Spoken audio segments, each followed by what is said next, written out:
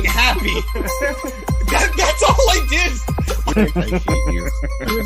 Holy shit, Danny.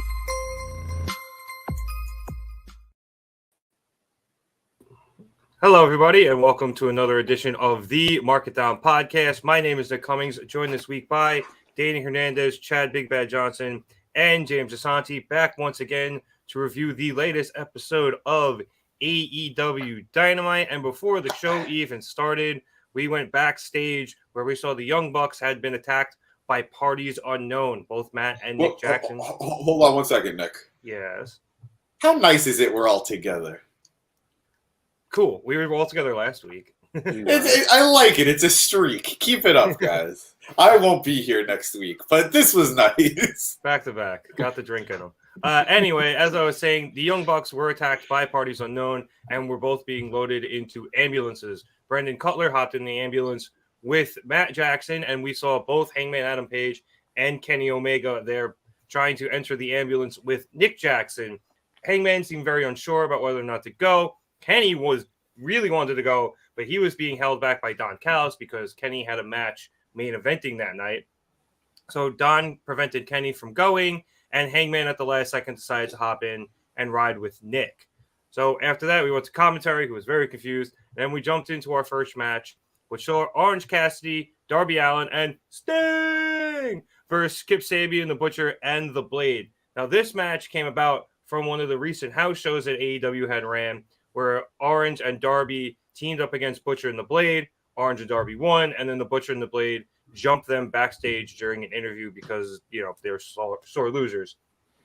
Anyway, Sting showed out in this match in the best way possible because he just did a bunch of Orange Cassidy stuff, and it was great. So, early in the match, he was down in a corner, and Kip Sabian went to the top, and Sting rolled to the other side. So then Kip ran to the other side, went to the top again, and Sting rolled back to the other side and was able to tag Darby Allin in. And Sting did a bunch of that stuff tonight, and it was hilarious. So later in the match, after Orange Cassidy was taken down after his hot tag, Kip was taunting the crowd, and Orange was able to tag in Sting. Sting comes up from behind him and starts doing the Orange Cassidy kicks. So Sabian thinks it's Orange until he turns around and then sees Sting there. So Sting does this and meekly beats his chest to power up. Sabian then throws a right hand that Sting blocks and knocks him over, does the full-blown chest beat, and then he's able to get Kip down into a Scorpion Deathlock. The Butcher and Blade come back in and start beating up Sting until eventually he goes down. And then Darby comes in, and he's able to break it up and send them to the outside with a coffin drop off the second rope. Darby then goes to hit the ropes for a tope, but he runs right into Kip Sabian, who hits him with a rising knee. What's up, Good to have you back. Orange then comes in and whiffs on Orange punch, and then he turns around and Kip Sabian goes for a move, but Orange is able to counter with a Stun Dog Millionaire and then hits a tope suicida to the outside to take out the Blade. Darby then comes over, hits the Stun Dog Millionaire of his own onto Kip Sabian, and follows suit with the tope suicida and goes as we see Sting rolling. And then he goes and takes out the Butcher on the outside. Meanwhile, back inside the ring, Kip is grabbed by Sting, and Sting hits the Scorpion Death Drop for the win. So, Danny, as our resident Orange Cassidy fanboy, this match was a lot of fun. Like I said, I thought Sting kind of stole the show here. He was great, barring some of Orange's moves. And it was, once again, Orange Cassidy leads to a very fun opening match. Everything you said is well put. I just want to say hey to JL real quick and just say that's funny that you thought this was better than weeks ago because I think this was one of the weakest Dynamites in a while. But we'll get into that throughout the show. But on this opening match, oh my God, this was amazing. I love this. I don't want to just be the resident Orange Cassidy fanboy, but I also want to be the Sting fanboy because that was my favorite wrestler as a child before I ever watched Kane. I went to my first wrestling show was Nitro, and I painted my face like Sting, and it was fantastic. So Sting, I've missed him so much. It's great to see him back. I don't care. He's one of those legends that I don't care that he's coming in and just beating people. I love a good Sting no sell. I love a good Sting anything. And Sting, I love how Sting is just influenced by this new generation. He's not just teaching them, they're teaching him. He learned how to be a reckless maniac from Darby, and now he's learning the ways of Orange Cassidy. Yep. Because even in his old veteran age, he's still willing to learn new tricks and improve his game. I loved that. I loved Sting and Orange Cassidy have been on TV together twice, and they're two of my favorite things in Dynamite history. Like, their first interaction was iconic, and this one is just as good, man. Sting keeps good company, and he knows how to do it. I loved the spots you described. I loved Sting tagging in and doing the lazy kicks, and Kip was amazing here, and this Kip played his role to perfection. And this is the role he should be playing. Like, sorry, Kip, but this is what you're really good at. He was great here turning around. The way he sold, just realizing it was Sting, and then Sting still doing the lazy kicks. Commentary was great here. Everyone was great here. Everyone felt like a star. Orange Cassidy with the lazy face paint to match his teammates. Oh my God, it just doesn't get better than that. This guy, I'm worried that having him open the show every single week is gonna, backfire at some point. And I thought this week might be the week until I realized that, oh no, he's teaming with Darby and fucking Sting. This is amazing. Any other time I'd be like, yo, why are the Butcher Blade and Kip Sabian opening the show? But it's like, oh, because they're facing three of the biggest stars in the company, and 3 stars guaranteed to get the crowd going. It doesn't matter who they're facing. That's why these guys are good, because it doesn't matter who they're facing. They're going to get the crowd fucking into it. Kip kind of looks, I don't know if anyone's ever watched Lost, but he kind of looks like Charlie from Lost a little bit. He does. This look is really Charlie for him. Yeah. Otherwise known as Mary from Lord of the Rings. What's Yes, thank you. Yeah. What's Yeah, Lord of the there you Rings? What's Lord of the Rings? I can't help you there. Yeah. But yeah, so yeah, you can go. Okay, No, I all mean, right. I'll probably interrupt James when he talks, but until then, take it away. So All let right, Chad go then. Yeah. I was about to say, it's to give Danny more time to think about what he wants to interrupt with. Chad, how do you feel about this as you're coming and easing yourself back into AEW Dynamite? Okay, I'm not gonna lie to you guys. I came into this show at the end of this match, so I didn't see it. Whatever Danny says, I'll go with that. If he says That doesn't feel right. No, don't do that. No, it does. If You he disagree says with what I was said?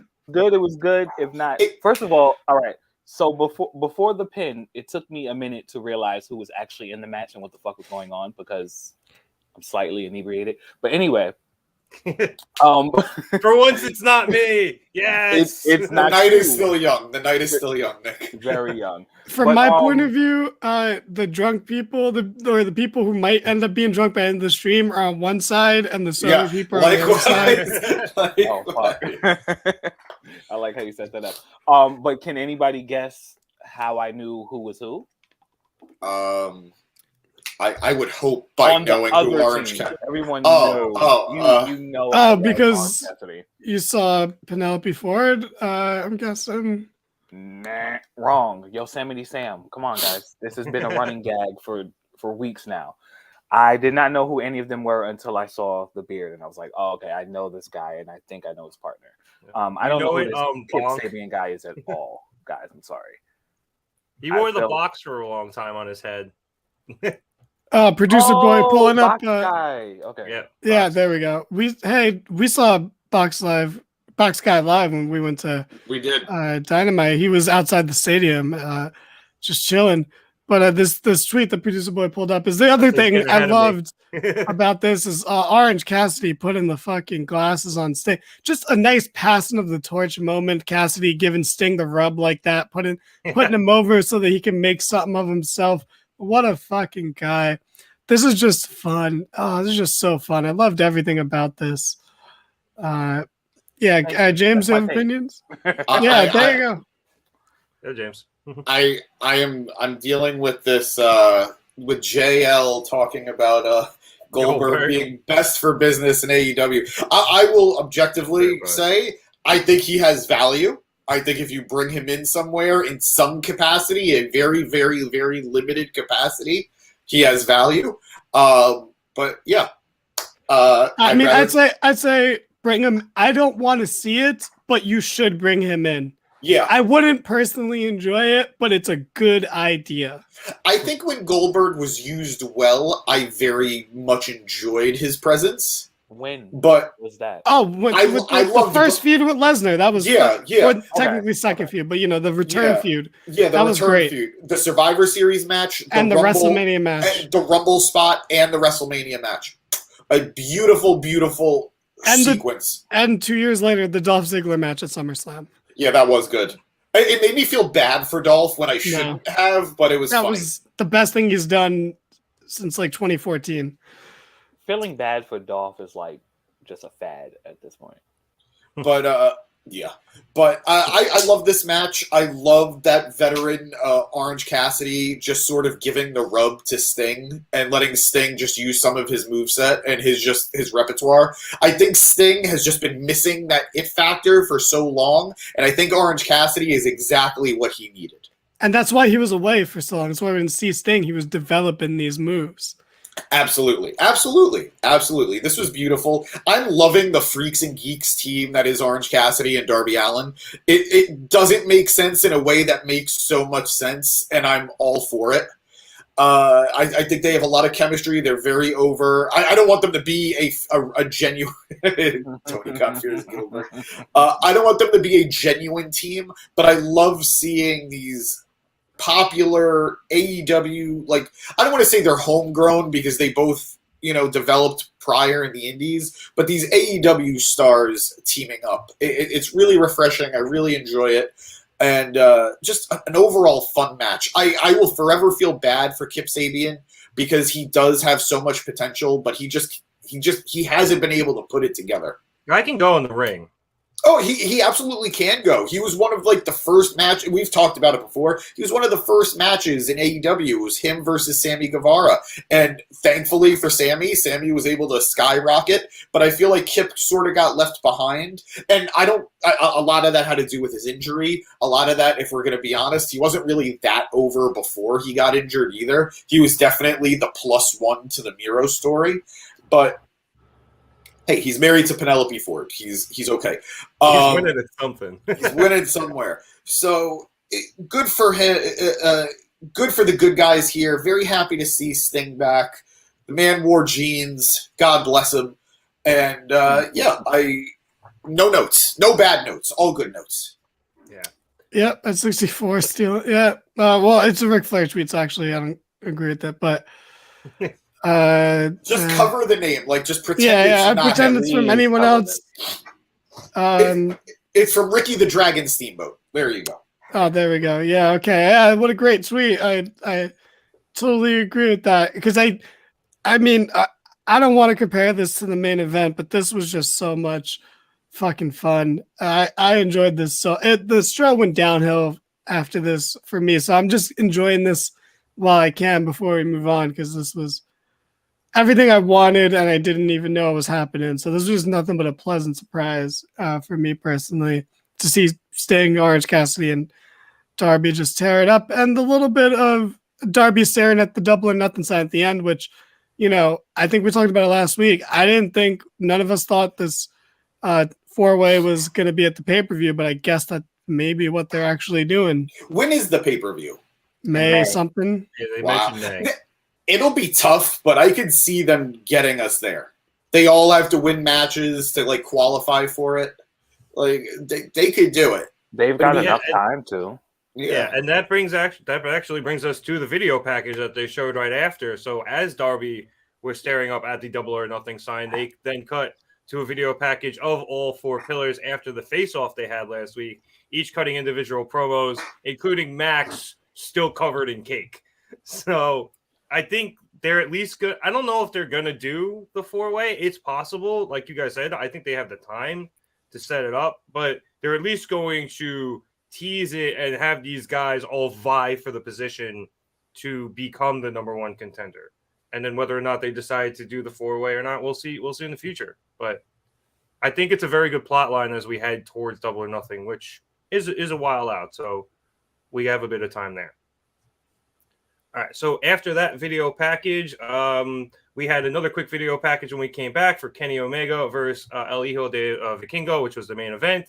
And then we saw the Guns versus Top Flight for the AEW World Tag Team Championship match. I will skip to the end of this where we saw Dante setting up for the nosedive on, I believe it was Austin Gunn, but then Colton distracted him on the apron. Darius then hits Colton with the Tope Suicida, freeing up Dante to go for the nosedive. He hits it, but Colton is able to recover from the Suicida and break up the pin. Suddenly, Mike Bennett and Matt Taven come out of fucking nowhere and start attacking Dante on the floor, which distracts Darius and allows the Guns to hit the 310 to Yuma to pick up the win. Afterwards, we then heard FTR's music, and they come out and attempt to challenge for the tag title again. Nice pun there, JD.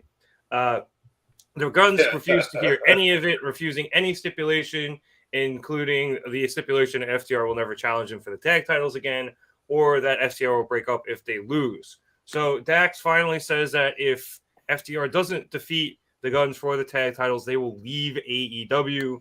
And the Guns agree to that stipulation and then put out their hands before spitting in FTR's face and hightailing it out of the ring. So, James, you could talk about the match first if you would like, because I know you were a little upset with the involvement of with the Kingdom or whatever. So, and I think you and I both agree that this match could have and probably should have been better. I think the match felt like it needed to hit another gear, and I think if they had an extra 5 minutes, they probably would have. Right. But it was more about both teams' separate shut up. It was more about both teams advancing their stories separately. Top Flight is in a Ring of Honor feud with DOGK, with the Kingdom, Matt Taven and Mike Bennett. And obviously the Guns are on to bigger with FTR for the titles. So I understand how this was booked. I get it.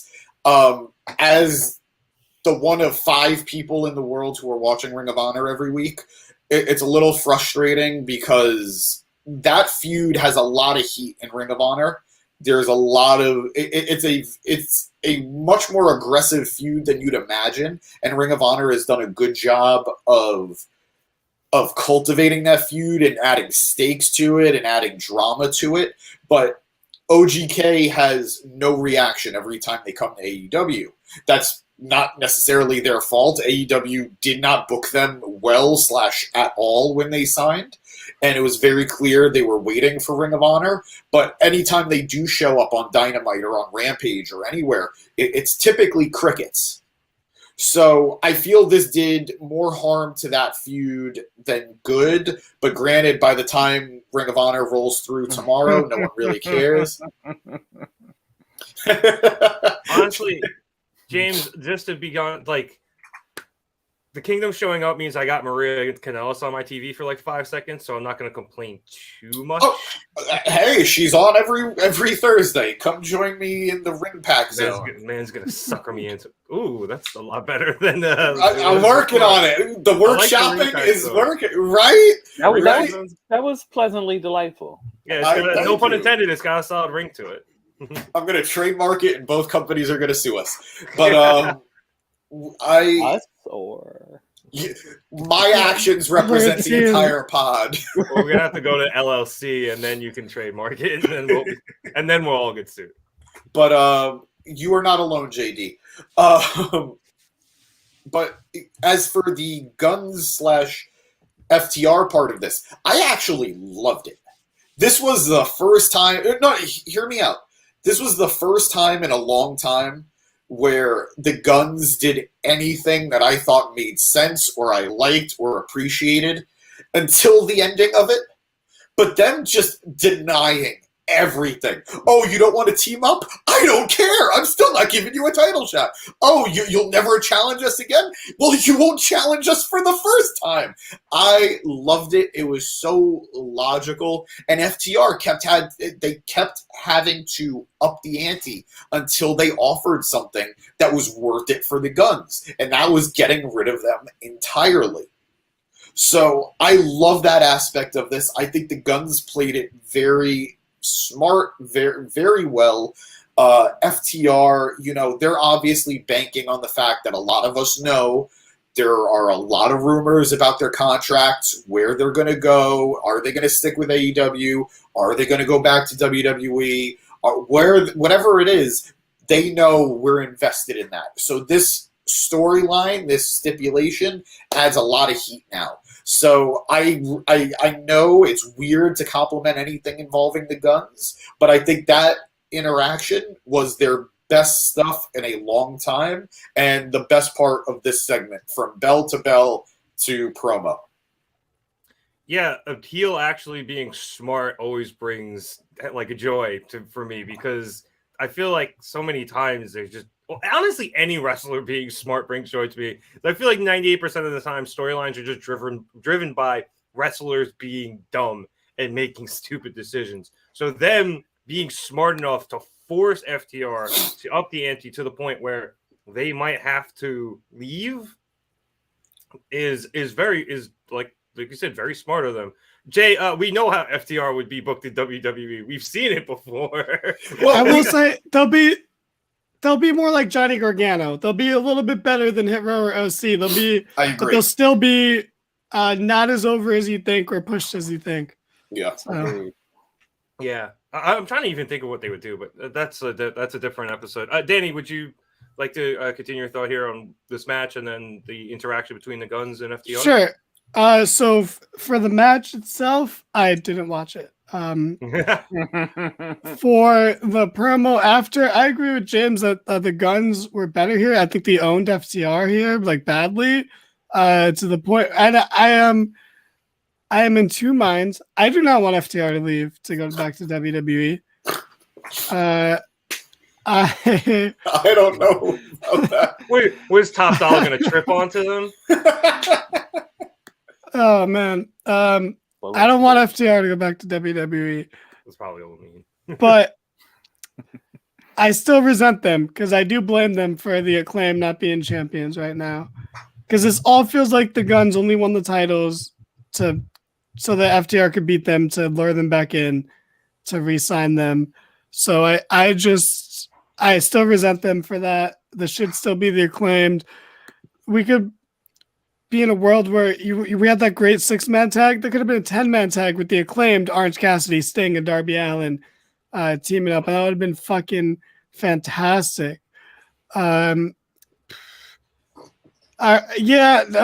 person is either a child and I want to make fun of them, or stupid, and then I still don't want to make fun of them. But like, the Ass Boys are still bad, but they at least owned FTR in the mic here. But I'm not excited for their match. Still, I'm excited for the Guns not to be champions, because the division. I mean, look how, this match, man. It was two nobody teams, and no offense to Top Flight, I know you guys like them, but like, they're nothing. Like, they're mid card at best. Like, they're not even upper mid card. No, they are, but they're meant to be mid card. That's why this match happened tonight. It was so they feel they're above the Guns. Like, the Guns are lower on the card than the card. I completely agree. Top Flight are the mandatory challengers. You know what I mean? Like, every once in a while, there's a mandatory challenger. That's where you're going to get you're going to get an exciting or fun match out of them. You're going to see some fun spots in a Top Flight match. We see Darius once every 3 months. Are you kidding me? That's because he's only healthy once every 3 months. Yeah. But it's been a nice streak lately. It's been a nice streak lately. I swear to God, you said that. Guaranteed tomorrow there's going to be a report that he's injured. But he's there's no word. Like, this is if Producer Boy was here, rest in peace. He would be shitting all over this, and I would agree with him so much. Did we just kill producer boy off? What the fuck? Am I missing something? If Zack Ryder could kill John Morrison off of his YouTube show, I think we could easily kill producer boy off of our YouTube show. I mean, Rick's not died on being the elite, but like Exactly. we didn't discuss killing him. Danny just decided to murder him right now. Oh, okay. I thought he was dead like before today, and I was like, "What the fuck?" No. Okay. Yeah, you didn't Carry see on. it. It was all over Twitter. A local film producer has passed away from eating too much, having too much pre-workout before going to the gym. He had a really bad creatine backup, and his internal organs just gave out. But that being said, yeah, this is a Rampage. This is a dark match that at best could be promoted to Rampage. That was for the fucking tag titles, a division that was the fucking best. A division that was somehow better when Jeff Jarrett was challenging for the fucking title. Oh, I hate this division. Chad, what'd you think? Rev, also, what'd you think about what I said? Is that a ghost? Look, I want to give a quick, nice touch to this. That Eric left our fucking StreamYard session when I said that. I did notice when he talked. I noticed too. I said he left. I laughed immediately when he. It's a ghost. Chad, please. Absolutely a ghost. Yeah, the match is whack. I believe you. Yeah, I mean, Dante is great with the flips and bells and whistles, but other than that, the team he's going against was trash. I did not love the segment afterwards. Sorry, James. Strong word. You're too easy. Yes, but I don't know what that has to do with wrestling. What we're talking about. Jesus Christ. I mean, MJF always talks about ring rats, so it was no foreplay. I don't understand why he's this easy. But So oopsie. I mean, the segment was okay, but it wasn't something to love. It was heels being heels and they're heels, but not good heels. I don't know. It wasn't good for me. I can't speak for you guys. I apologize to anybody I've offended, but it wasn't good to Chad. Yeah. Well, for me, like I said at the beginning, I thought the match could have used more. I agree with James. If it had 5 more minutes, maybe it kicks up a notch at the end, and it's a bit better. But yeah, I didn't. It didn't really hit for me, especially the way most top flight matches do. As for the promo, like I mentioned earlier, I liked the Guns being smart. So I don't think I was enthused as maybe James was, but I'm somewhere between him and you, Chad. Like, it was okay. I did want to bring up a comment here from JL saying that the AEW tag division is correct. Yeah, trash. Why are we making it seem like it has potential? Well, I mean, the Acclaimed, the Young Bucks, FTR, just off the top of my head, they have potential. And it's still the Lucha Brothers. So, but I think we've said in weeks past that it has lost its luster of late, but it can bring itself back. Yeah, see, Jay, that's the thing. Like, why are we making like it has potential? Because it was great up until the Guns won it. Like, I get it, bro. You're an NXT guy, but you cannot disparage the tag division of AEW in good faith. Like, that's like, or at least the talent in it. I think it's thinner than it's been in a while at the top of the division. Yeah, But it's literally only because of the it's Guns. only a right now thing. It's literally Yeah, it's been a very recent development, but the depth is there. They've just sort of been spread out or injured or on their podcast. Also, footnote, I don't know if it's just me.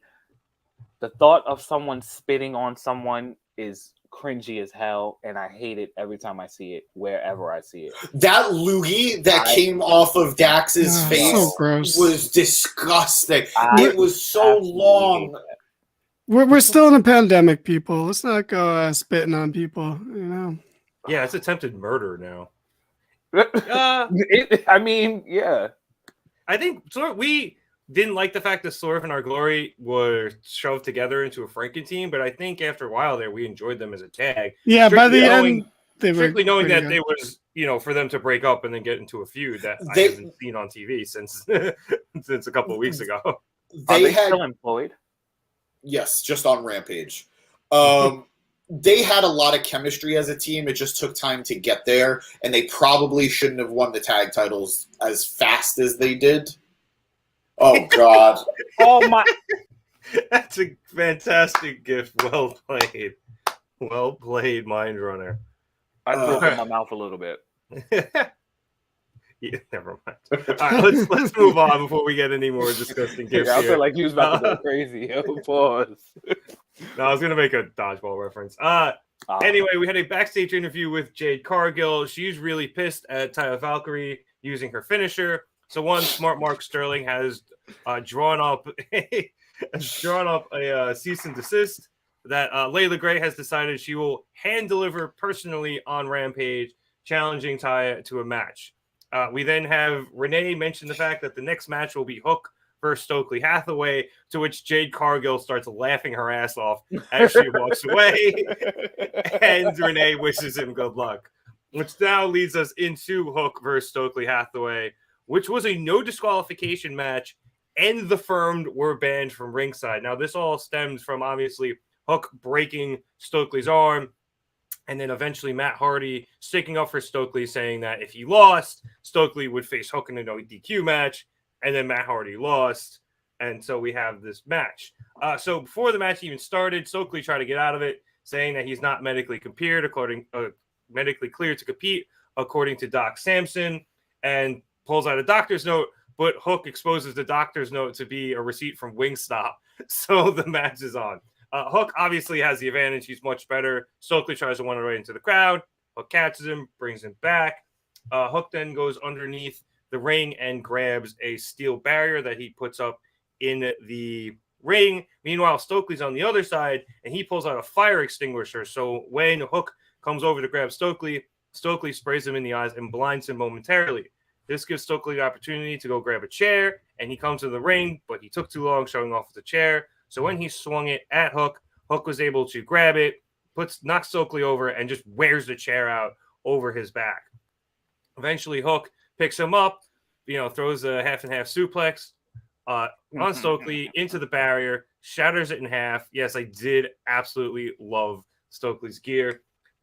Then Hook pulls Stokely over and goes for the pin, but picks him up at the last second, and then locks in the red rum, and Stokely passes out.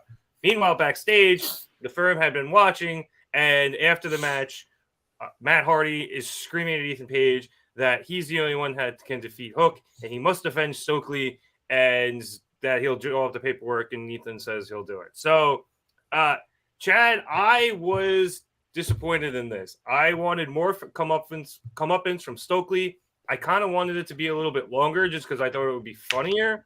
So, I mean, yeah, like what we knew was going to happen happened, but I think they could have again done more with this, and it would have been funnier.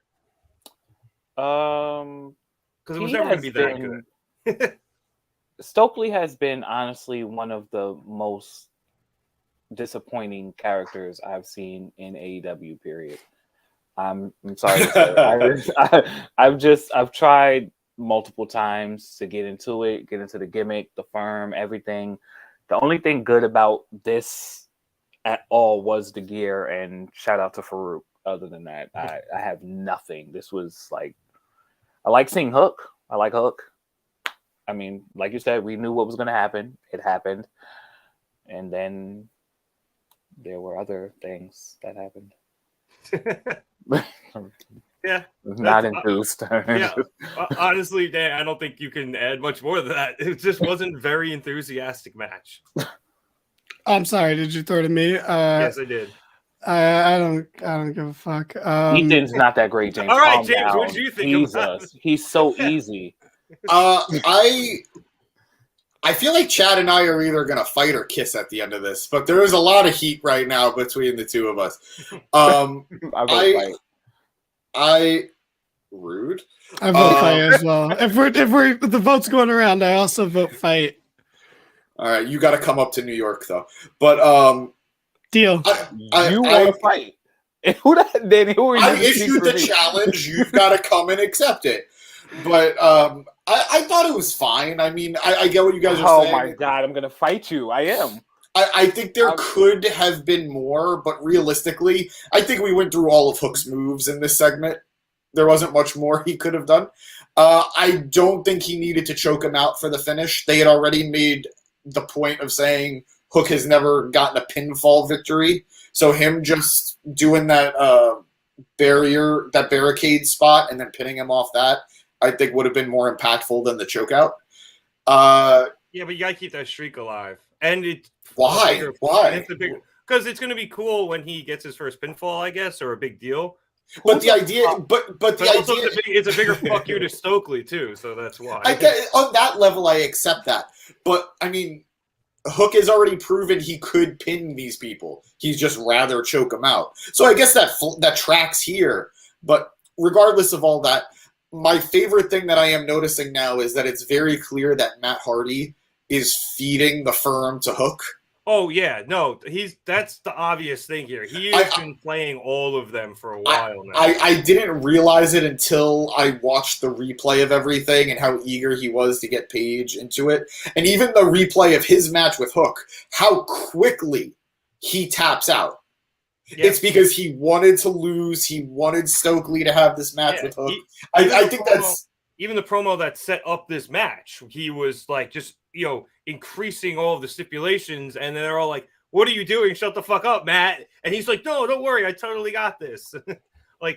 He's clearly setting them up this entire time. And even too on BTE, you're seeing a little that that he's been going a little bit broken Matt sometimes when they show him on BTE on the side. So I don't know if they're gonna bring back full blown broken Matt. I don't know what that has to do with anything. That's hilarious. I like it. It's Hook. What do you mean?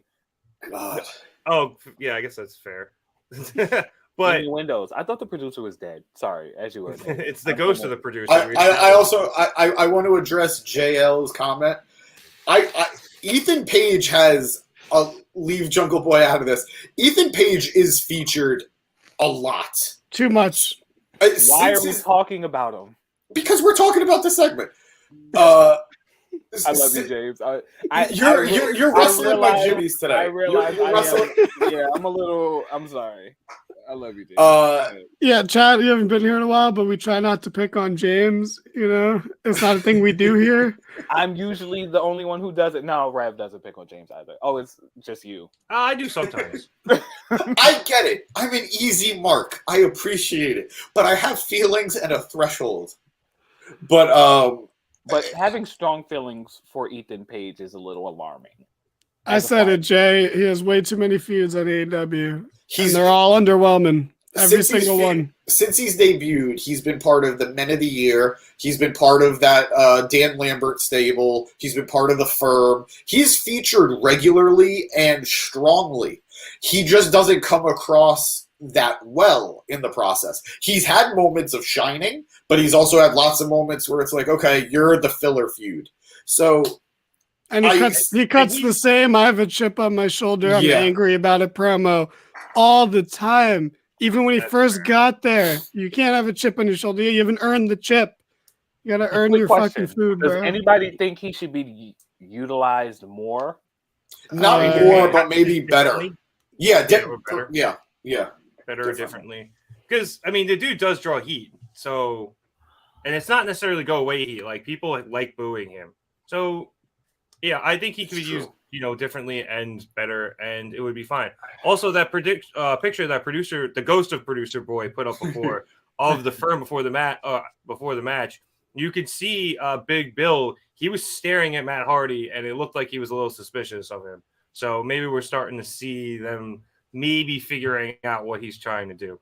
But I don't know how I feel about the name Big Bill anymore. None of us like it. It's awful. Oh, okay. Yeah, no, I hated it at the beginning. It should have been Big Bill something. Yeah. Big or Bill, just like William, or they just could have kept like William Morrissey and just called him. Why not Big Bill Cassidy? Why not Big Bill Cassidy? There's too many Cassidys. There's only one Cassidy that's good enough for that. I agree. Who's the Orange Cassidy? Who am I? Isaiah Cassidy. Oh, I forgot about it. Okay. Yeah, I think he's with a K, but either way. All right, let's move on, or so we're gonna get bogged down in this mess too. Who's ready to story time with Adam Cole, baby? So Adam Cole comes out, and his in-ring return is next week. Come out to the ring, guys. Stop. Oh, the thing. Never mind. No relation to Little Bill. We've all been thinking it. Anyway, so who's Adam Cole's opponent? And before he can tell us, Garcia comes down to the ring to welcome back Cole as a locker room leader and to put him back in his place. Garcia runs down his list of wins since Cole has been out, which actually is a pretty decent list, including Brody King, Ricky Starks, and Bryan Danielson, proving he's one of the top pro wrestlers, sports entertainers on the planet. Cole responds that if that's a challenge, that he accepts it, but Garcia needs to realize that this isn't just another match; it's Cole's opportunity to make a statement. So, James, we now have our Adam Cole return match for next week. What do you think of the idea of him coming back against Daniel Garcia? Who the hell was he supposed to wrestle before Daniel Garcia interrupted him? Did they not plan this out? Like, what's going on? So someone in the poor Serpentico in the back was like ready for this match, and then all of a sudden he's booted. This is going to be a fine match. Garcia could obviously go in the ring. A little dry. Yeah, he's That's why he's with Jericho. He's trying to learn. Canada dry. Him and Ricochet are similar in their personalities, where their personalities are so bad. Winnipeg, Canada, you get it. I love Rev. Yeah. But Ricochet. Oh yeah, no. That was just it. They both have bland personalities, despite being pretty good wrestlers. You look at them, you wouldn't think they have no charisma, because they look like fuckboys, and fuckboys usually have a fuckboy personality, but they don't even have that. So they're just kind of like, oh, like you're kind of nothing.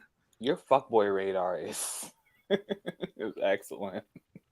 I mean, I'd argue that they are. They just don't have the persona to exude it. Yeah, sure. Yeah,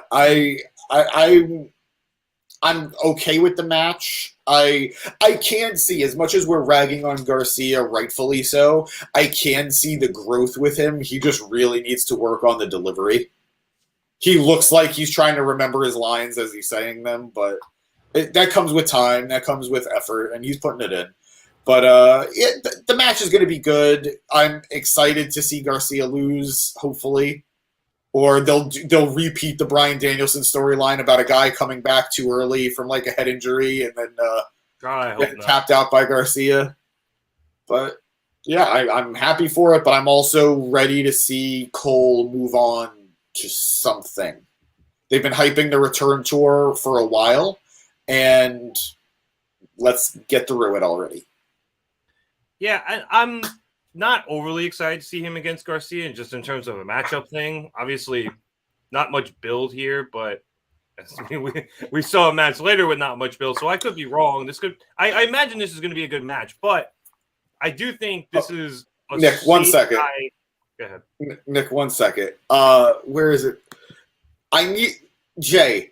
Adam Cole was the NXT champion for like 2 to 3 years. He was NXT, bro. Like, they were building the promotion around him. Like if he looks like a child, that means NXT looks like children. Also, yeah, why aren't you happy Adam Cole's here? He's a former NXT guy. But anyway, please. I thought you were gonna address Eric. That was funny. I forgot where. Oh yes, Garcia versus Cole. I think Garcia is actually a fairly safe option for Cole to come back with. He seems like a safe worker. It's a lot of mat-based stuff, so I'm okay with this. I'm not even going to address that statement. Why? Danny, what do you think about Garcia coming back, or excuse me, Cole coming back against Garcia? No, it's bad. Pick someone more exciting. Like, I get it. Like, you just need a name, but like, just do something mildly more exciting. Like, I don't even have a good idea, because this just bummed me out more than anything. But fucking, because you know what I'm really worried about? that Cole might feud with the Jericho Appreciation Society. I know it's coming. so scary. It's so scary. It's coming. Because then we're not going to have a new feud for Cole until November at the earliest. Because think about it too. Going off of what we always say, which is Jericho leeches off whatever's popular. Yep. Adam Cole is going to be the hot thing come next week because of the new All Access show where he and Britt Baker are going to be featured very heavily and very sympathetically as real-life babyface people. Jericho is going to want to get all over that, and it terrifies me. Yep. It's so weird because I was watching the beginning of the show when like Cassidy, Darby, and Sting were teaming. I'm like, man, these are some of my favorites. So many of my favorites are just in this company, whether it's favorites when I was younger or favorites now. Like, you have Sting, you have Jericho. I think of Jericho when I think of like older Jericho, but like, like you got Christian, modern Christian. I don't even like old Christian as much as I like modern Christian, but like, but then I'm like, I was thinking of Jericho in that group of people, and I'm like, oh, like it's so weird now. Like this is the only time in his career I've ever been like not as happy about Jericho doing stuff. But the idea of him feuding with Cole is just the least exciting thing I could possibly think of. And hopefully this is just a one-off and Cole can get into an actual feud. Maybe we get some insight on when Kyle O'Reilly can return from All Access. Maybe we get some answers. But like, God, I don't care. I mean, I'll be happy. The match will be good. I'll be excited to see Cole wrestle. But like as of right now, I'm not excited particularly. Besides the fact that Cole is returning, like doesn't make me any more excited. It seeped a little bit of it away from me though.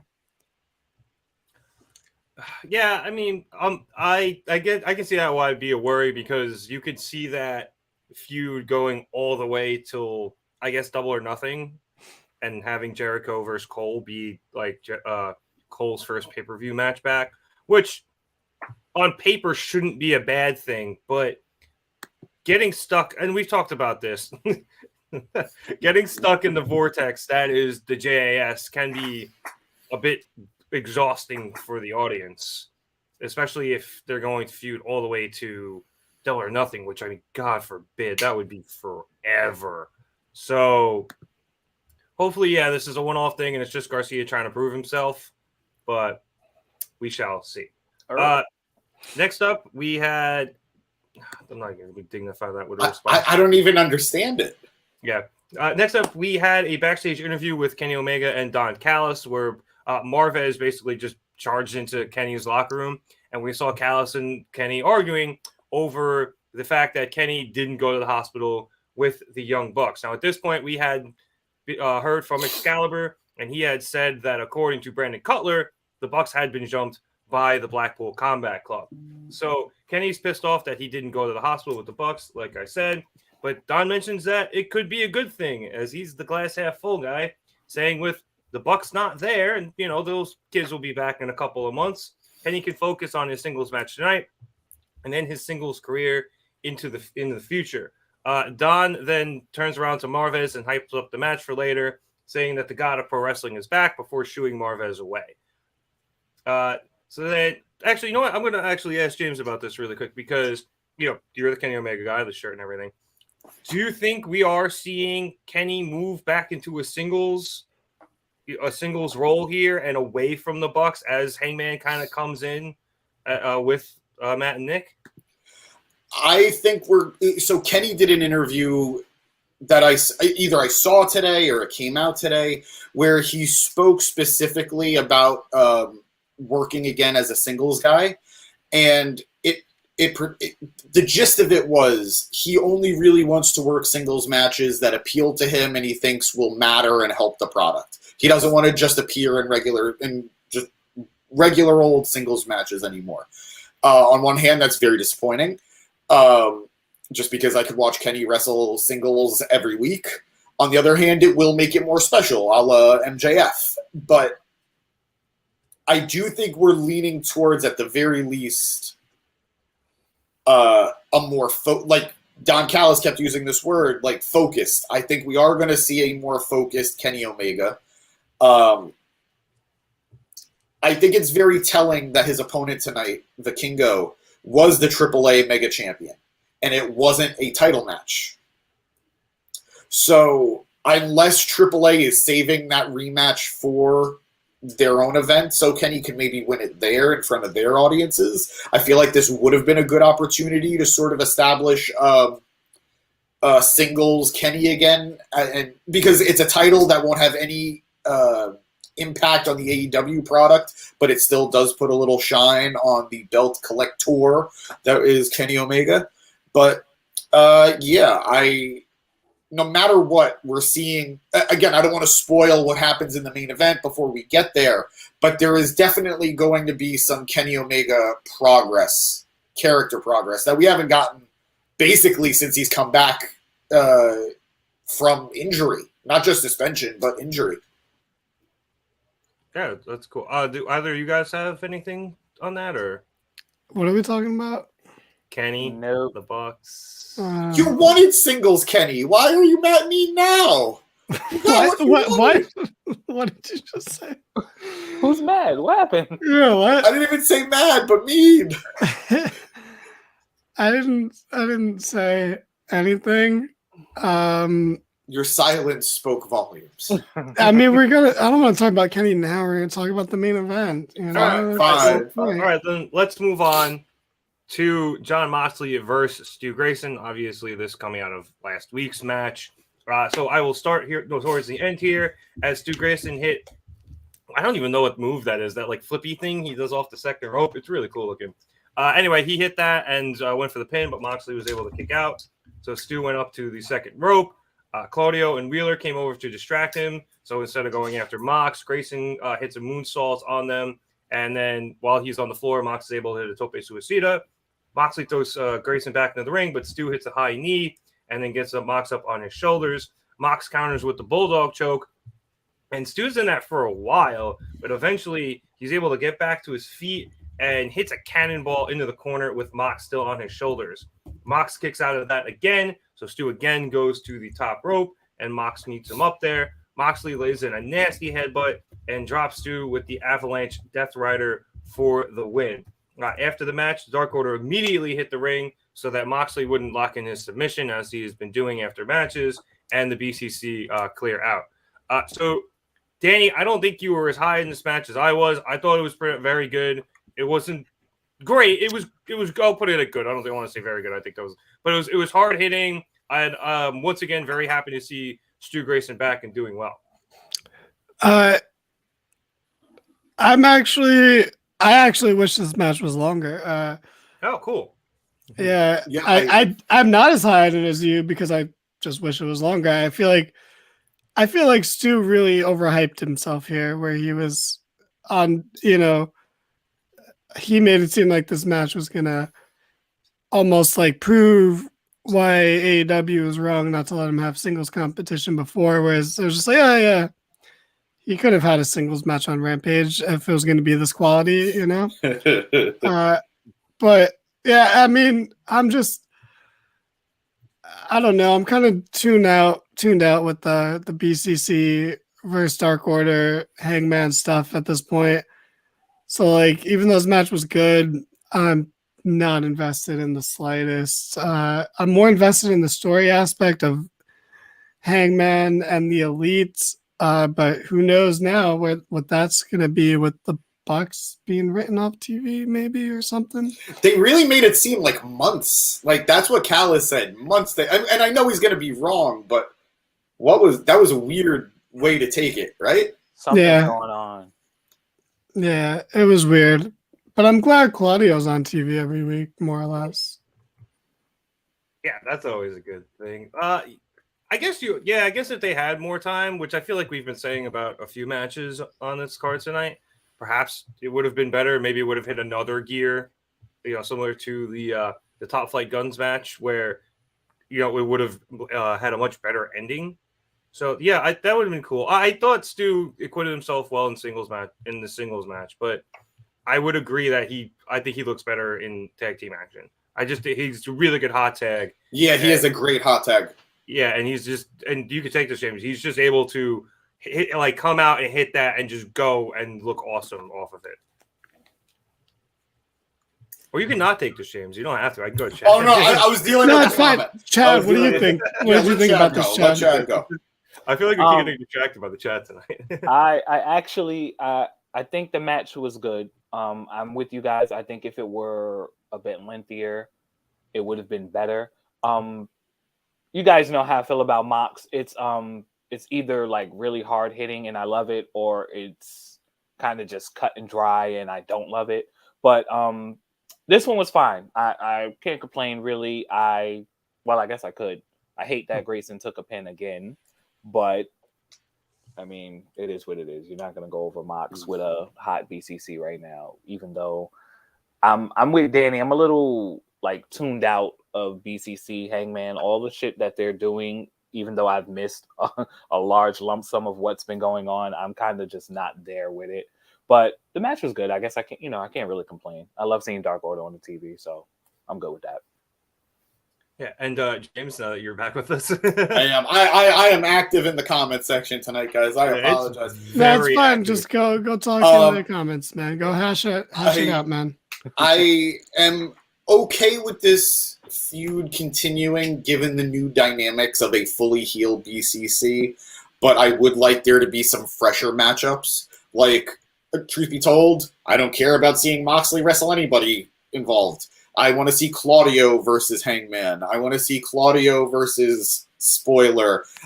Even Yuta. I utilize Wheeler more. We're gonna get that hashtag going. Actually, type it first. But Wheeler versus Hangman, both young guys. I think there's a lot of fresh matchups to be had. We just actually have to get them. And the dynamic of, truth be told, get the Dark Order as far... no results for you. Like I said, I have to type it. This is our thing. Goes to producer boy. Of course, there aren't going to be any results if we haven't started it yet. Yo. That was so mean. Goes to producer boy just hates Wheeler. So. Us being haunted is hilarious, by the way. I mean, how many podcasts do you know that has a ghost? But yeah, I think I'd rather see Dark Order go off and do their own thing. We have 4 members of the Dark Order right now, and they're both. You want them to lose on their own? No, I want them to win, but like start from the bottom and work your way up. You know, take on Top Flight. Take on Top Flight. You can beat them. I'm sure you can. Everyone else does. So probably won't. It's a good match. I couldn't hear that, but I'm sure you're both right. Sorry. I'm always right. Well, James, look, you made some great points, but we got to move on. You got to get back in the comment section, so you got to go back to your people. Your moderator and Jay are having a war in the comments, and I'm watching it, which I'm also getting distracted. Right? Yeah, I'm almost tuned out into this our review where I'm like, what are we talking about? I'm kind of just watching this go on. Yeah, y'all. I wish I could get a scroll on the side of the screen here, just so I could put it up for everybody. It's great. We keep it coming, guys. It's a good time. All right, let's move on then. We had a quick backstage interview with Ricky Starks.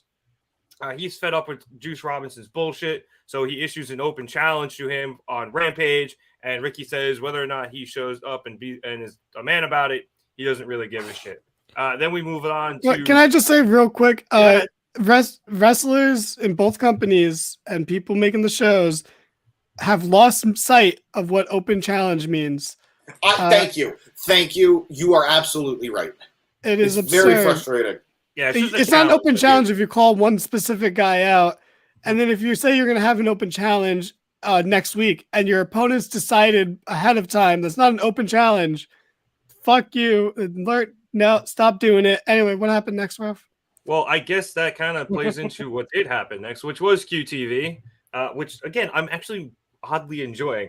So they found some footage of some hot new prospect, which was Ray Phoenix losing to Powerhouse Hobbs last week on Rampage for the TNT title. They also mentioned that Solo stole Wardlow's identity, froze all of his accounts, so Wardlow is now basically broke. And he also hacked into some Observer Twitter account and started a bunch of nonsense on Twitter That about hotels and stuff, which is a phenomenal line. And for those of you who didn't get it, Dave Meltzer mentioned something about companies not paying for domestic travel and hotel rooms, to which Tony Khan immediately said that was untrue, that they cover all hotel rooms and domestic travel, and it just started a bunch of nonsense. But you can go look it up on Reddit if you want. Anyway, QT then gets a call from Hobbs that he will be issuing another open challenge for Rampage. And much to Danny's dismay and to his previous point, it was immediately answered by Penta Asado Miedo. So there you go, Danny. So real quick, Chad, did you like QTV? I didn't watch it. Okay, did you see it last week either? Did you see it last week? Is that when they It's the TMZ stole spoof. the title from somebody? Yeah, it's the TMZ spoof that they're doing. Yeah, I've been texting during it. Understandable. So I didn't like this either. This is where I figured it out. I understand why you guys kind of like it, or not kind of, just do like it. But I think the premise works, and it could be really good. The problem is that there's nobody funny doing it.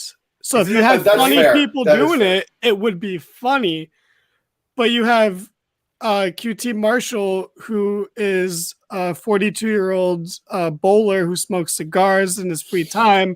He's Charlie Sheen in 2.5 Men.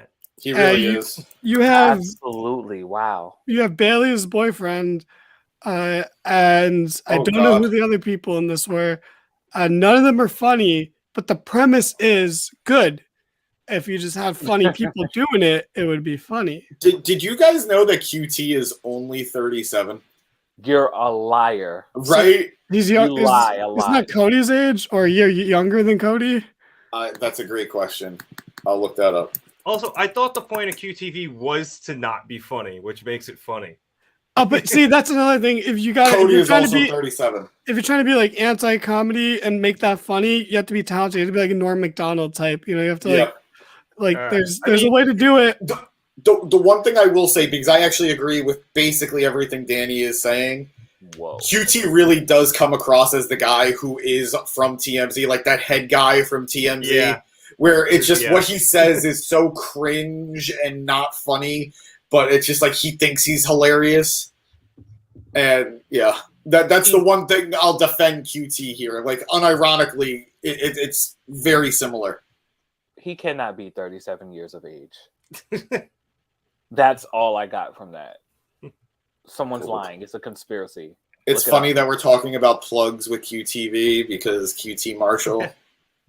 But, even if they're trying to not be funny, which makes it funny, whatever it is, it's not great, which is, I think, why I love it, because I like bad movies. So this is bad, so it makes it good for me. I don't know. I'm finding it kind of like, ironically, it's so bad it's good. I do think it's going to catch on in like a month. I think we'll all be like, oh, okay, I get it. They need to actually break a story and not just do like funny commentary on their own program for it to be worthwhile, you know? That said, I am 100% worked now. I don't know if Wardlow actually got robbed or not, or if they're just doing a great job of like incorporating it into the storyline. I've lost, like, that line got completely blurred to me at this point. Okay, you know what will make, not to steamroll over the Wardlow thing, but you know what would fix this? If they, like you said, if they were bringing stories, or if they were spoofing other stories or spoofing the stuff we see on All Access once All Access starts. That would be great. There is potential with this. Yeah. It's just QT is a fucking like a nothing vacuum. He is nothing. Aaron Solo is even way more nothing. QT is at least good at wrestling like a chicken shit heel. You know, like his match with Big Show, fantastic. Best match QT will ever wrestle. But like I don't know. There is potential to this. The way they've done it so far, man.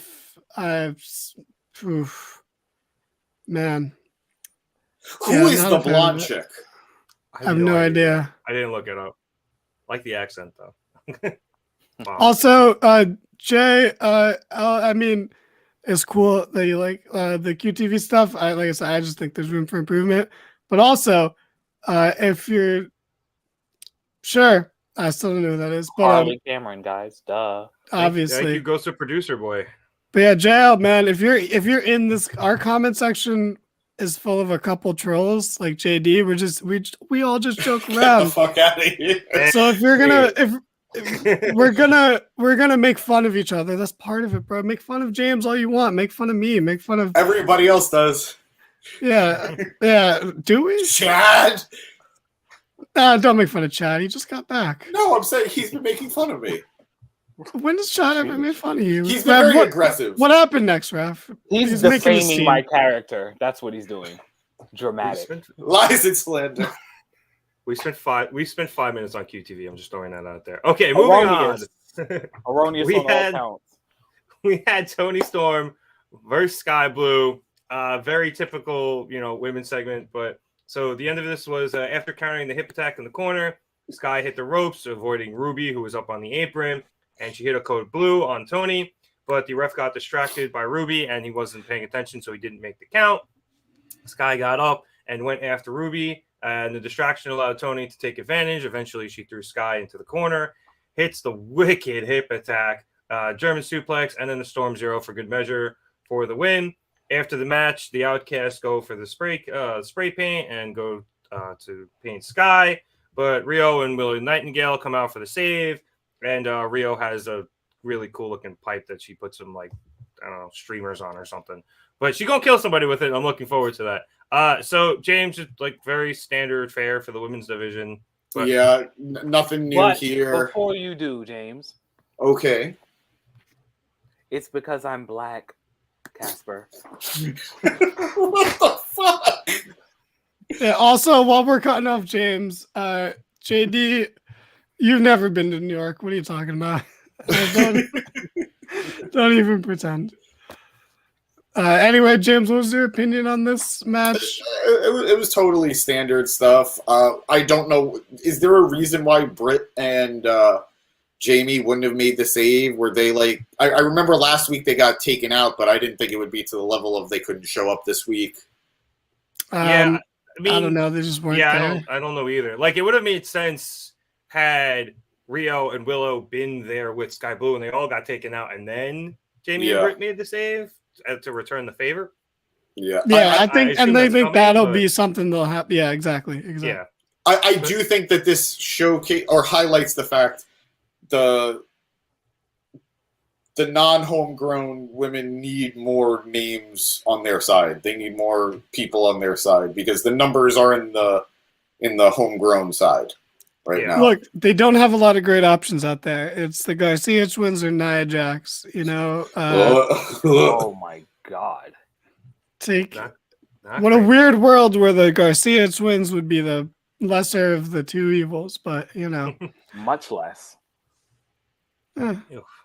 Anybody else have anything on this segment? I do, of course. Danny, I think I could throw any random topic and you would have something on it. So you could probably give me 5 minutes on anything. I feel like I passed on 2 of these things already today. He did. No, that's fair. I'm just saying you could. I thought Sky Blue looked pretty good. I thought she took way more of this match than I thought she would. I think I disagree with what you said about Rio looking. I think she looked. I think she looked stupid with the pipe because she was swinging it, running down the ramp as It doesn't necessarily help that the pipe is bigger than she is. Yeah, and she could barely move it. She needs, I don't think better grip on it because I don't think she can hurt anyone with that pipe. I think she'll end up hurting herself more than anyone. But this was fine. It's AEW women. They didn't get enough time. Yeah, that's exactly. that. I do have to agree with you on Sky, though. I thought she looked good in this match, and I feel like every time I see her get in the ring, she looks better and better and better. So good, and I don't mean this sarcastically. Good for her. I'm happy she's improving. All right, Chad, you good here? Has anyone said that they want to see Sky Blue versus Red Velvet yet? Didn't you say that last week? Did Not I? recently. Or was that you, James? I said there was a lot of colors going on, and I feel like they're not utilizing it nearly enough. Okay, you get 5 I mean, points. shouldn't Sky Blue just be a baddie? So you'll have Jade, Red Velvet, and Sky Blue. Red Velvet's not even a baddie anymore. Yeah, just put them all back in. And wait, who's the only But how baddie dope left? would that be, though? Green, red, and blue, primary Something colors. gray. Something gray. Yeah, Vanessa so Gray. there you go. Layla Gray. Layla Oh, Gray. Layla Gray. Come on, it writes itself at this point. Wow. Yeah. How that had to have been on purpose, right? Come on. It seems like it, but shit. Who did I? Oh, Sky Blue can be like Takeshita or like Dante Martin, like losing these matches to bigger names, but slowly getting over, and eventually they'll get the big win. I think she Also, will speaking- eventually. Oh, go ahead. Yeah. Speaking of the colors, She's did anybody she's else on notice? TV a lot. Yeah. Did anyone else notice the ropes were red, white, and blue tonight? Yes. It was, Definitely, I definitely I noticed. saw it on every rope. It was crazy. I saw it. Yeah. Every rope. It was great. They had like 3 ropes this week too. I don't know if you guys noticed that either, but Y'all that are was douches. 3 Oh ropes. my god. are you all like gaslight? No, because the top one was red. I would They- never, Wait, I would how- never gaslight you. They are Wait, how doing is there- How did the colorblind guy tell us what the colors of the ropes were? They weren't all white this week. You guys didn't? Am I the only one who noticed that? I don't know what you noticed. I don't know if what you noticed is real. Yeah, I think maybe your They definitely vision was. I don't know. coming back. Maybe they weren't red, white, and blue, but They they definitely were- weren't all white. They were green, The- pink, the- and orange. No, Well, it's there's definitely just- white in there. I can see that one. The different shades of gray started to get to you, and you thought you were the same thing. James, slap your wrist for starting this because that was insane. That was wild. Eric, for Ghost of James. Producer Boy, bonk. Go back to your Yeah, bonking somewhere else. It's been very horny. Go be horny on your own timeline. So he said, "How would you know the ropes were red, white, and blue?" That was fucking intense. Well, how you know though? Those were Okay, how fighting do you words know? a little bit. Look, I don't want to start any problems here, but off camera or off mic before we started recording anything, this happens multiple times where we're talking about a more sensitive subject, and Rev gets this tongue-in-cheek smile every single time, and he looks directly at Chad. He looks directly at Chad every time and says, "Hey, man, I don't see color." I'm colorblind. That's in my defense. That's an old Colbert Report joke. I took that from him. Loving that. I am genuinely colorblind, Jay. So I do see color, but I just get confused. All right, let's move on because this show is going off the rails again. I forgot that we don't. 100% ass. 100% ass. Man, fucking the Ghost of Producer Boy is horny as hell. Okay, so we now cut backstage to Stu Grayson, where he's getting checked on by doctors. When we see a hand appear on his shoulder, it is revealed to be John Moxley. He goes, "It's a tough business," and then proceeds to put Stu into the chokehold again. He said it's And- just business. Oh, I thought he said it was a tough business, It's referring just to the business. injury. Well, No. maybe I'm going deaf too. Oh no. Oh, buddy. That's But affliction either we way- cannot deal with. So get it together. Either way, Stu was choked out as Claudio and Wheeler took care of the referees. Excuse me. Finally, we come to our main event, which saw Kenny Omega against El Hijo del Vikingo. Now, they explained the backstory on the show, but for those of you who missed it, Kenny Omega held the AAA Mega title for a really long time. It was like 700 and something days back when he was doing the belt collector gimmick a few years back. So I missed whatever happened, but whatever. I'm I'm gonna sorry. keep it rolling. It was the really long time. I'm sorry. It was just It was over 700 days. So it really was really Kenny- long, but it's the way you said it. Yes. Well, because I couldn't remember the number. I thought you were laughing at James's I thought so accent, too. I was so proud of myself for a second. It had nothing to do with me. All right, let's just call it a night, guys. Like the show's over, right? No, I We have kind of would nothing like else to talk about the 5-star match that closes the show. Anyway, Kenny was supposed to face Vikingo for the title, I think at Triple Mania, but Kenny, turn the goddamn user off. Ghost.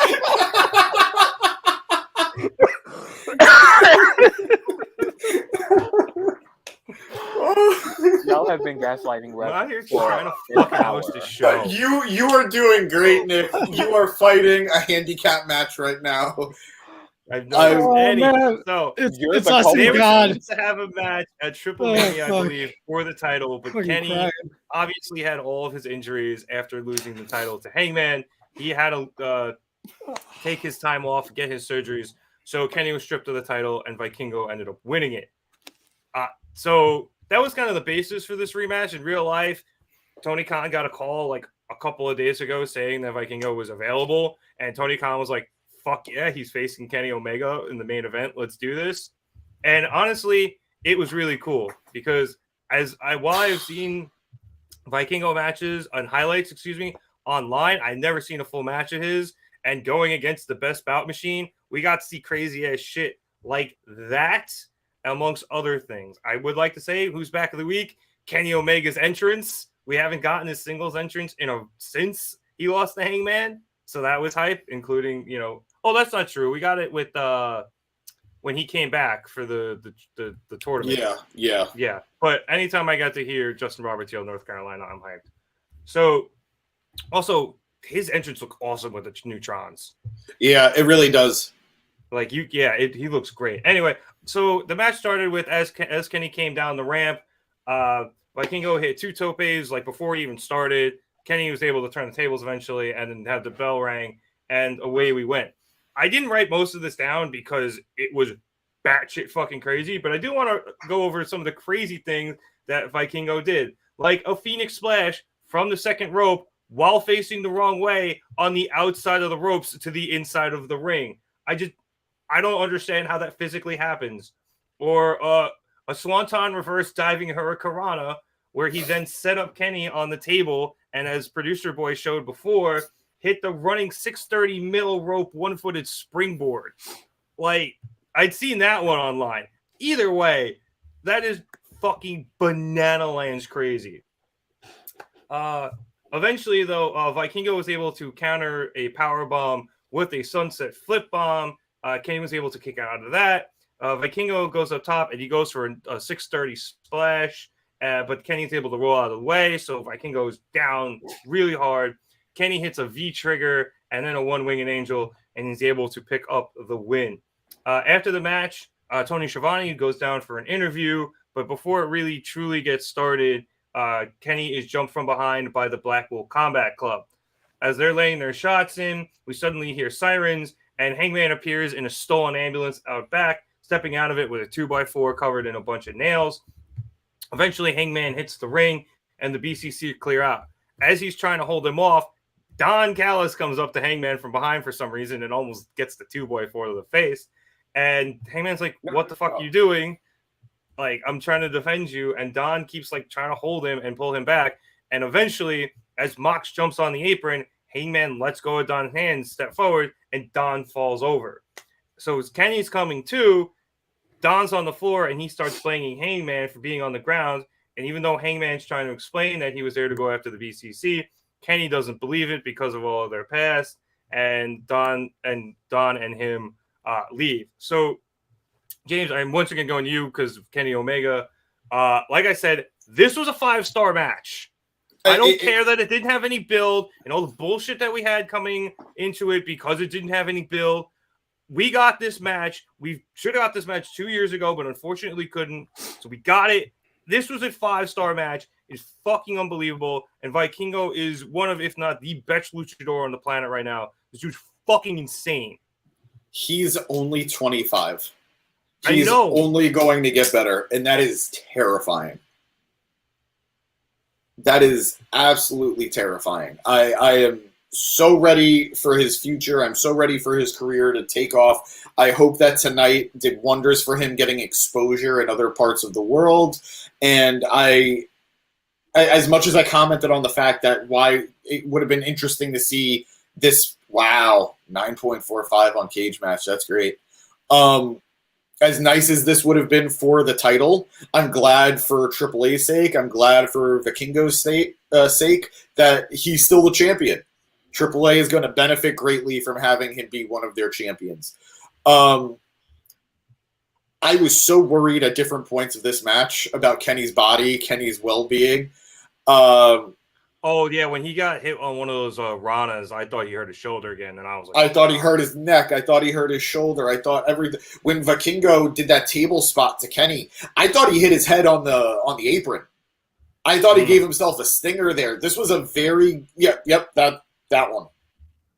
That one. This was exciting from bell to bell. Both men, it definitely felt like they took that dream match... label, and they did everything they could to earn it. And it felt like they were also trying to silence all of the people who were questioning why this match was happening, who Vikingo is, and why this should feel as special as it is. So, loved it. I am so ready to see Kenny be a singles guy again, whether it's long-term, just for now, and yeah, as for, can I talk about after the match, or are we going to do that after? Please, if you would like to. Do it. I am very interested to see Callis's play here. You know, I wonder, like, obviously he's a heel with what is a tweenerish babyface client in Kenny. So that can only last for so long, and I think we're all just waiting for the Elite to fully reunite, not necessarily be in trios, but at the very least to have Kenny, Hangman, and the Bucks together again. I will say, one thing that kind of tripped me up with the ambulance bit, I was really expecting Hangman to be driving and then the Bucks to come out with him. But I think that they're just trying to really delay the four of them fully uniting again.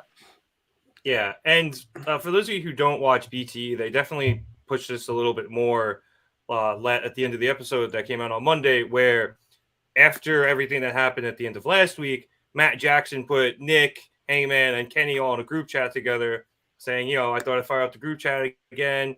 Nick was very excited, so he sent a GIF. Hangman sent the cowboy emoji, and Kenny just left the group chat right off the bat. So,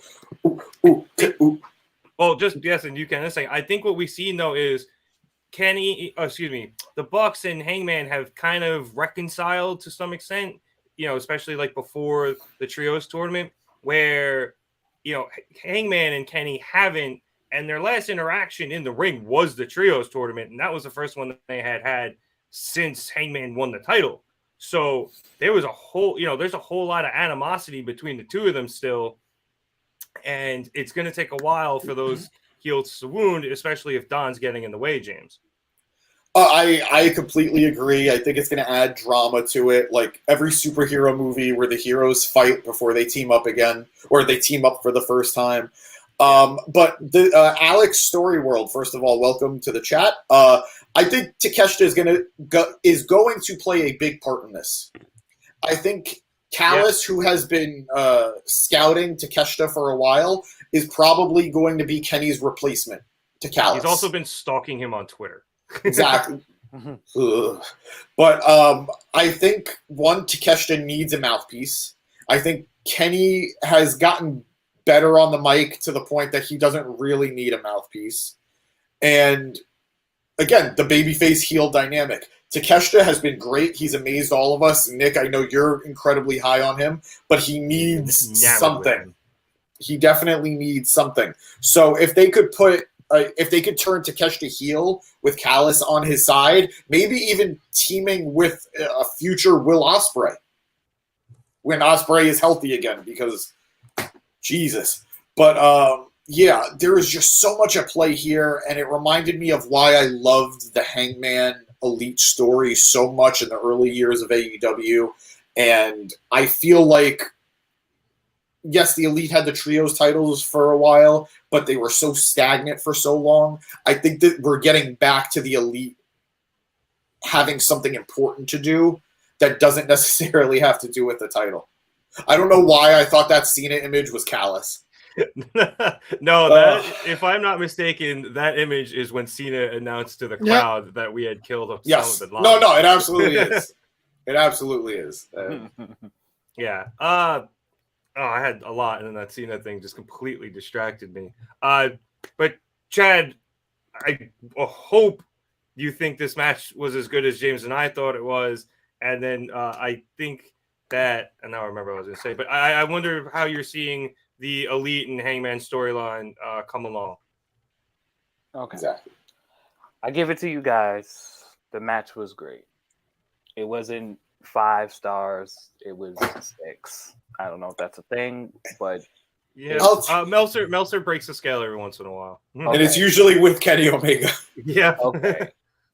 We all know Kenny can go. He leaves a bad taste in my mouth. We'll talk about that another time. Pause. Super pause. I wasn't gonna say look at his shirt. He doesn't. But yeah. I don't think James means it the way you do, Chad. Yikes. I mean, Kenny always shows up. This new guy, Vikingo. Am I saying that correctly? Yes. Okay. Vikingo, I've never seen ever in my life. He fucking obliterated my mind. Pause again, if applicable. He I don't know the shit he did, and now to hear that he's 25 was fucking phenomenal.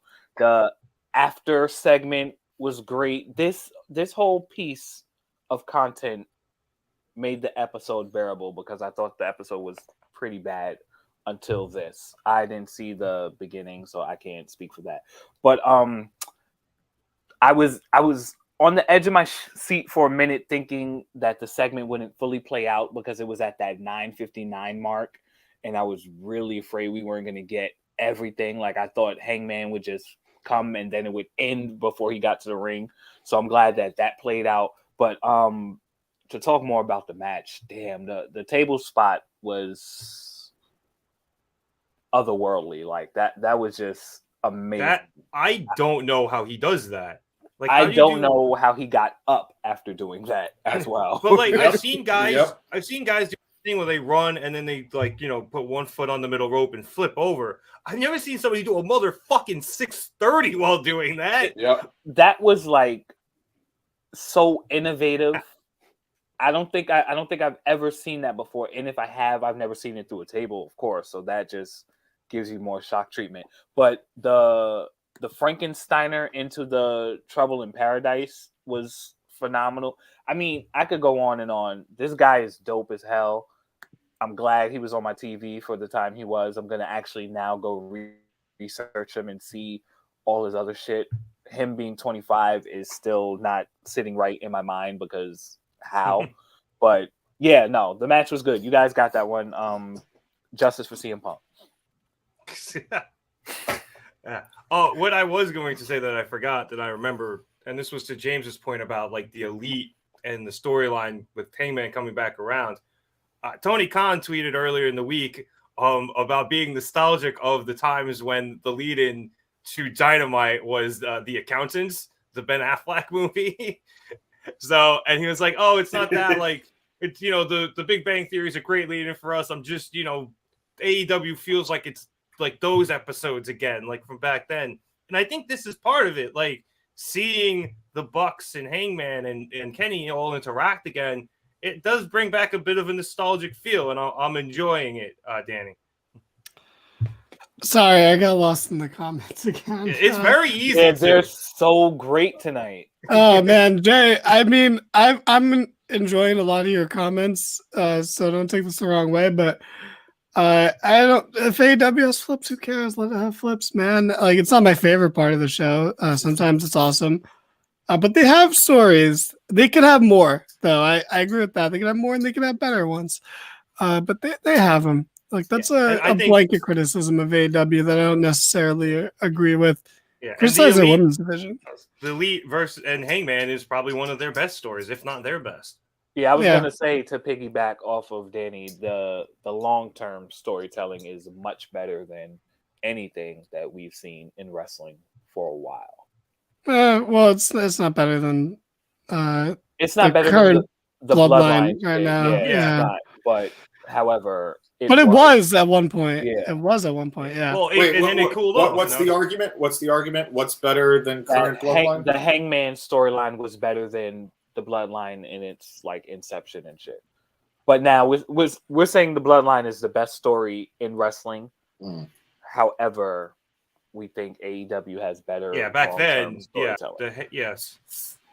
Yeah. But ultimately, to get back on topic, whatever that is, the match was it was fucking great. You know, We all agree.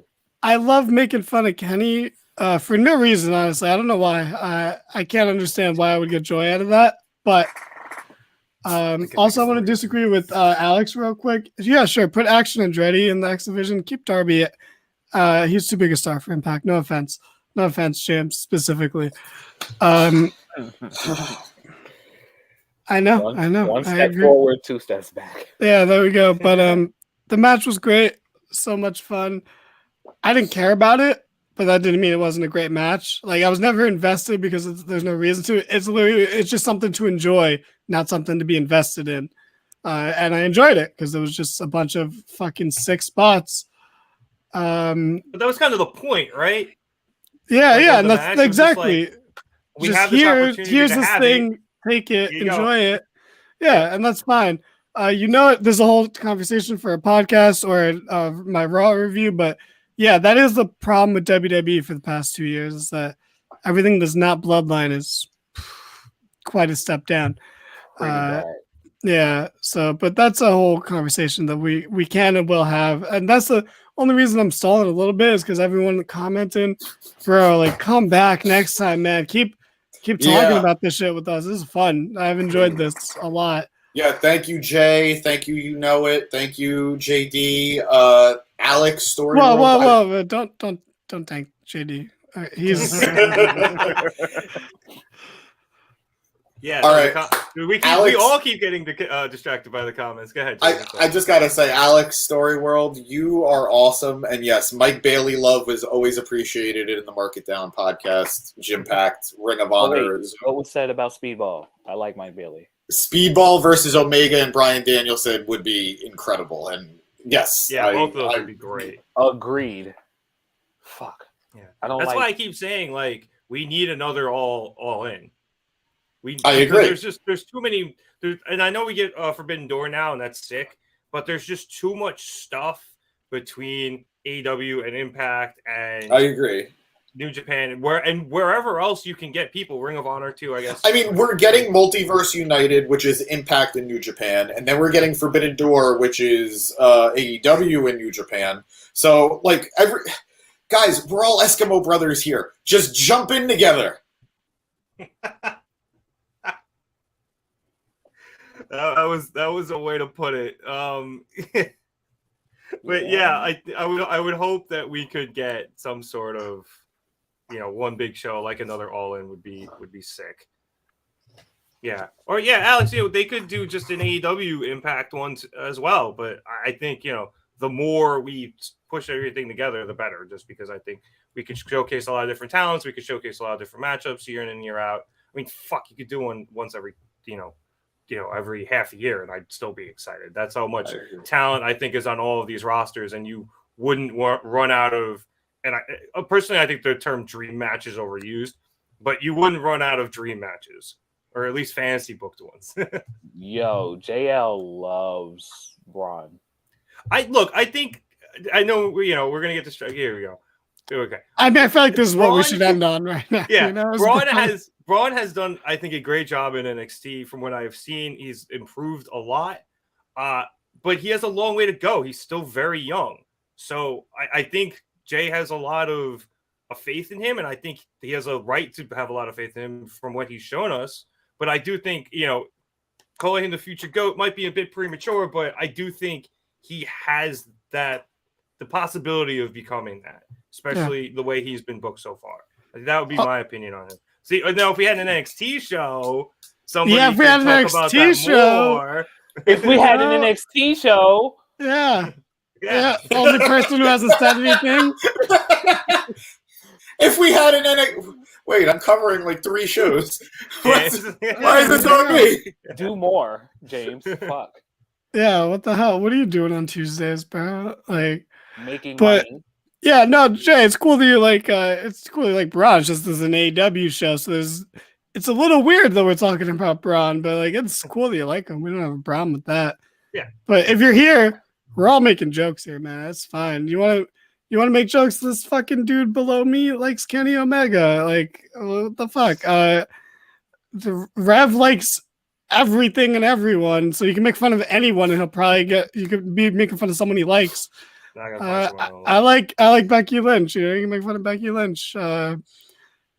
Chad doesn't like anyone, so you can't really offend him. But like, you know, to take your pick. Or Chad used to like people, and then I've bullied them so much that he stopped liking them. I didn't bully Chad. True. I bullied the people he liked. That's kind of true, honestly. So that's sick. You're manipulating. All right, just to get this back on track, so we could get out of here. What did everybody think of this episode? I thought, for me personally, it started strong. The middle was mid. Not to make a pun there. The Moxley versus Stu match was good, although Danny, I think I do agree with you. It could have gone a bit longer.